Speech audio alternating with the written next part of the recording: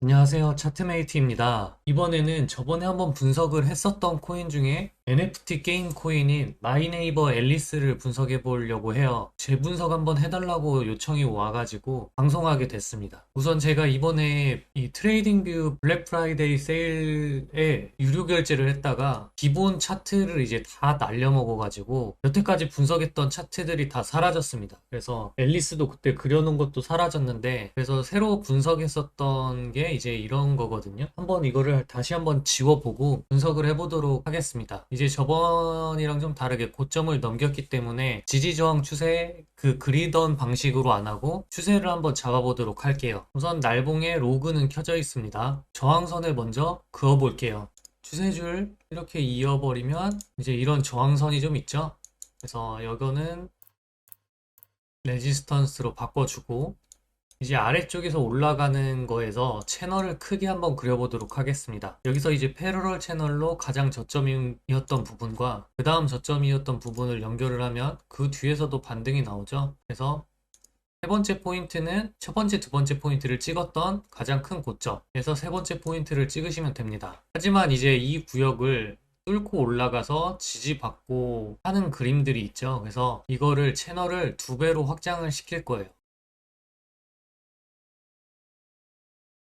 그렇게 상승 채널이 완성되었습니다. 이번에 이 상승 채널을 좀 뚫고 갔는데 더 올라가진 못해가지고 저항이 나오고 있는 상태예요. 하지만 여기서 이제 또 저항이 나올 수 있었던 이유들은 단기 채널에서 또 조금 나옵니다. 그래서 그걸 한번 다 해볼 거예요. 이제 이 상승 채널 안에서도 어느 정도 고점을 좀 찍고 저항이 나왔던 자리 있죠. 이 저항이 나왔던 자리부터 시작하는 채널들을 한번 잡아보려고 하거든요. 첫 번째로는 고점이 찍히고 제일 저점이 나왔던 부분을 시작으로 해서 한번 채널을 또 그려볼 거예요. 이게 이제 뭐 어떤 거랑 좀 비슷하냐면 파동도 이제 이런 식으로 가다가 저점이 나오면 거기서도 이제 세부 파동이 생기거든요. 예를 들어서 설명을 좀 해드리면 이렇게 파동이 이게 1파고 2파고 여기 3파였다. 가정이에요, 가정. 여기에 4파라고 하면 이제 5파가 나오잖아요. 그럼 이런 파동 흐름 안에서도 이렇게 5파동이 나오고 여기서 뭐 3파동인 3파동이 나오거나 5파동이 나오거나 여기서도 또 이제 이렇게 5파동, 세부 파동이 또 있다라는 거죠. 파동 속에 파동이 이렇게 있다라는 건데, 결국에 그럼 여기서 조정이 나왔다라고 하면은 그게 저점이다라고 확신할 수만 있다면 거기서부터도 파동 카운팅이 돼야 된다라는 거예요. 그래서 채널도 그렇게 다시 그어도 상관없습니다. 그래서 한번 여기를 채널을 사용을 할 거예요. 저점이랑 그 다음 나왔던 저점을 연결하고 그 사이에 있던 고점을 찍으라고 했죠. 그러면 이렇게 단기 채널이 좀 생깁니다. 그럼 이 단기 채널도 저항 역할을 정확히 좀 하고 있다라는 걸 보실 수 있을 거예요. 그럼 여기서 이제 또 어떻게 하냐? 뚫고 올라갔잖아요. 뚫고 올라가서 지지까지 받았어요. 그러면 이걸 기준으로 했었으니까 이거에 채널을 또 두 배를 연결을 합니다. 이렇게 그을 수가 있겠죠. 자, 근데 여기서 중요한 게 하나가 있어요. 만약에 이 부분만 본다라고 하면은 로그를 써야 될지 비로그를 써야 될지 선택을 하셔야 됩니다. 제가 날봉 큰 프레임을 가지고 할 때는 이렇게 큰 프레임 있죠. 저점과 고점의 차이가 크기 때문에 이럴 때는 로그를 쓰시는 게 맞아요. 하지만 로그를 저점과 고점이 낮은 그런 낮은 프레임에서는 로그를 끄고 보는 것도 맞거든요. 그래서 이거는 로그를 껐을 때도 한번 확인을 해 보셔야 됩니다. 그래서 로그를 껐을 때 한번 그려볼게요. 이 단기는. 애매할 땐 이렇게 두 개 다 그려보시면 돼요. 그러면 이거를 좀 두 배로 올렸을 때도 좀 잘 안 맞는 경향이 있어요. 그래서 이거는 로그를 끈 걸로는 사용을 하지 않겠습니다. 이렇게 좀 선택을 하시면 돼요. 그렇다면 이번에 올라갈 수 있었던 부분이 31달러 정도 돼요. 사실 저는 여기를 좀 기다렸거든요. 여기서 여기까지 왔으면 저는 좀 단타를 칠 생각이었는데 그 전에 저항이 나왔습니다. 제가 조금 간과했던 부분 중에 하나가 이게 하나의 1파동? 아까 또 파동 얘기로 또 다시 들어가서 이게 하나의 시작점이고 이게 1파 그리고 이게 2파 끝이고 이게 3파라고 하면은 여기서 나온 3파에서 시작되는 것도 세부 파동이 또 있을 수 있다라고 했죠. 그래서 여기서도 단기 채널을 또 그릴 수가 있습니다. 그게 추세의 꺾임이에요. 물론 이런 추세부터 시작을 했지만 보통 여기서 한번 꺾여서 다른 추세가 하나 생기거든요. 그래서 여기서도 하나의 추세를 또 그을 수가 있습니다. 그래서 로그를 우선은 킨 상태로 한번 해볼게요. 이렇게 두 개 포인트 잡고 거기서 제일 나왔던 고점 연결을 하면 이런 채널도 좀 그려질 수가 있죠. 저항도 나왔었고 뚫었을 때 지지받는, 지금 약간 리테스트 하는 거일 수도 있어요. 그래서 만약 이걸 지킨다라고 하면은 여기까지는 우선은 쉽게 올라갈 수 있는 근거는 될 것 같습니다. 이제 이거를 채널을 2배로 또 늘려야 되겠죠. 그러면 이렇게 될 거예요.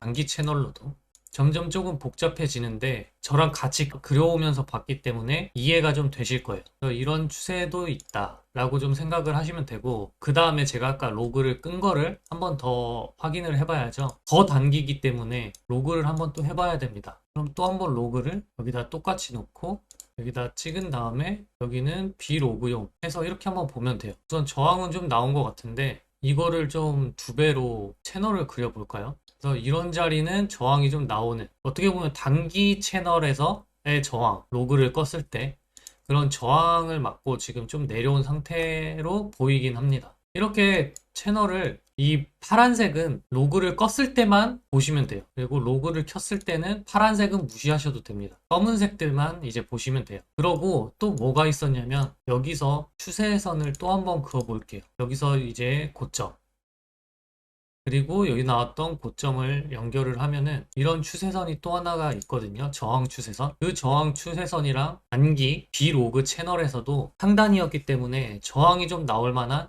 구역이었어요. 하지만 여기서 세게 저항을 받는다라고 하면은 더 올라갈 힘이 없는 거죠, 지금 당장. 그래서 단기적으로 지지를 받고 사실 올라가줘야 좋습니다. 이거 지금 시장에서 추세를 탔었을 때 계속 가져야 되거든요. 그런 애들이 다시 계속 가기 때문에 이런 추세를 한번 꺾이고 나면 또 엄청나게 또 횡보를 할 가능성이 커요. 이런 걸 다시 바라기가 좀 힘들거든요. 이것도 좀 횡보를 좀 오래 한 건데 뭐 이런 식으로 만약 꺾여버린다라고 하면 그건 좀 그렇죠. 그래서 이렇게 좀 저항이 나온 이유가 있었다라고 좀 보시면 됩니다. 그러면 이제 피보나치까지 한번 계산을 해볼게요. 단기적으로 피보나치를 써서 목표값이 나올지, 그 다음에 저점, 이렇게 세 개를 연결하면 우선 1값에서 저항이 나왔었어요. 그래서 저항이 나오고 뭐 여길 먼저 갔는지 여길 먼저 갔는지는 시간을 돌려봐야 알지만 우선은 뭐 더 올라갔다. 그리고 이제 1.618도 저항이 안 나왔다. 이게 만약 하나의 파동이라고 하면, 그러면 지금 이 값에서 저항이 나왔어요. 그럼 이 값에서 저항이 나오면 보통 3에서 3.272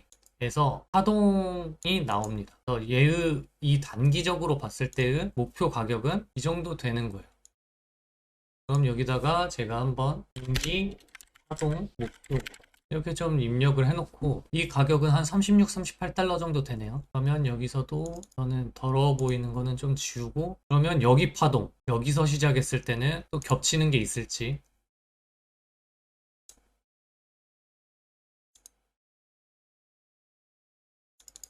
여기서는 또 어떻게 저항이 나왔는지 한번 봐야죠. 1값일 때 1값에서 저항이 대충 나왔고 지지를 여기서 받고 가니까 이제 1.618에서 저항이 좀 넘어서 나왔네요. 넘어서 나왔고, 그러면 이거를 저항이 정확히 2.618 정도 나왔는데, 그러면 제가 이걸 볼 때 저는 2.618에서 저항이 나오지 않았을까, 하나의 파동이 2.618에서 끝난 게 아닌가라는 생각도 좀 할 수 있습니다. 그럼 이제 3.618 봐야죠. 이제 여기서 어떻게 어디서 이제 지지받느냐에 따라서 목표값이 좀 달라지는데 이 3.618이 첫 번째일 수도 있습니다. 만약에 이게 여기가 저점이 끝이다라고 한다면 제가 봤을 때